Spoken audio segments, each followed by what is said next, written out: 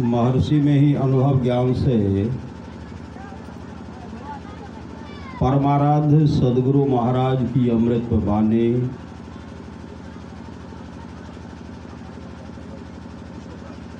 महल से जमीन का दाम बहुत कम होता है। महल से जमीन का दाम बहुत कम होता है, किंतु महल का आधार जमीन है। बिना जमीन के महल बन नहीं सकता। उसी तरह बिना सत्संग रूपी जमीन के भजन रूपी महल बन नहीं सकता। इसलिए सत्संग की बड़ी जरूरत है। अंतर की गंगा में स्नान करो तो शुभ और अशुभ सभी कर्म धुल जाएंगे। आवागमन से छूट जाओगे। जब उस परमात्मा को पाओगे तो कभी दुख में न आओगे। दृष्टि साधन यदि आपने एक बार भी झलक देख ले और फिर वह नहीं देख पाते हैं तो उस ओर के लिए आपकी सूरत चलती रहेगी, उठी रहेगी जिस ओर आपने देखा है। वैवाहिक संबंध जिस देश में गड़बड़ होगा वह देश एकदम खराब हो जाएगा।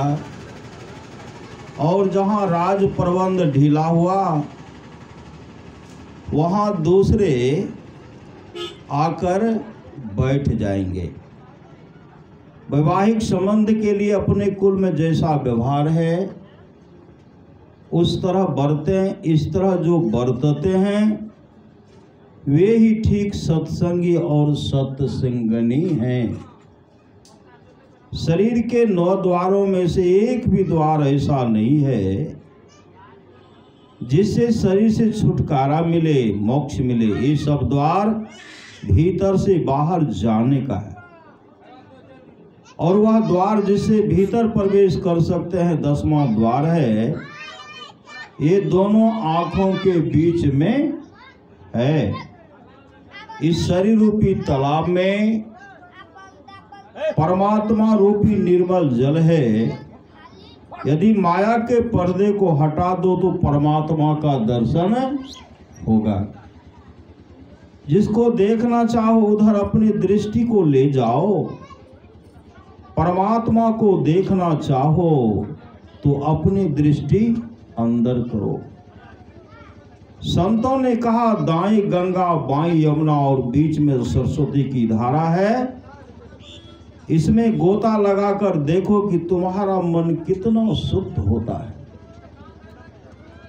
जो उस स्थान पर अपने मन को डुबाता है तो जितनी देर मन डुबा रहता उतनी देर तक विषय वहां जा नहीं सकता। इसलिए यह सबसे उत्तम तीर्थ है। जो एक पल भी ठीक से साधन कर सकता है उसको कुछ न कुछ अवश्य मालूम होगा, लेकिन उसी कुछ में संतुष्ट नहीं हो जाओ। संतुष्ट होने से जो आगे मिलना चाहिए वह नहीं मिलता। इसलिए और भी अभ्यास करो और आगे बढ़ो। ईश्वर का प्रेमी वह है जो अंदर में प्रवेश करके परमात्मा का प्रकाश पाता है। ईश्वर का प्रेमी वह है जो अंदर में प्रवेश करके परमात्मा का प्रकाश पाता है। उसको परमात्मा से संबंध लगता है। जहाँ प्रकाश रहता वहाँ शब्द रहता है। प्रकाश नहीं रहने पर अंधकार में भी शब्द होता है।